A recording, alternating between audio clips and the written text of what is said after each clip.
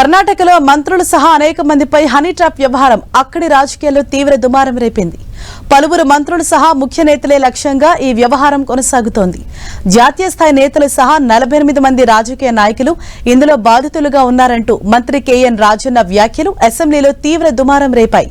దీనిపై విచారణ జరిపించాలని అధికార విపక్ష పార్టీ సభ్యులు డిమాండ్ చేసిన నేపథ్యంలో అందుకు సిద్ధంగా ఉన్నట్లు ప్రభుత్వం ప్రకటించింది. రాష్ట్రానికి చెందిన అనేక మంది రాజకీయ నేతలు హనీ ట్రాప్ లో చిక్కుకుపోయారని కర్ణాటక సహకార శాఖ మంత్రి కేఎన్ రాజన్న అసెంబ్లీలో చెప్పడం తీవ్ర చర్చనీయాంశమైంది.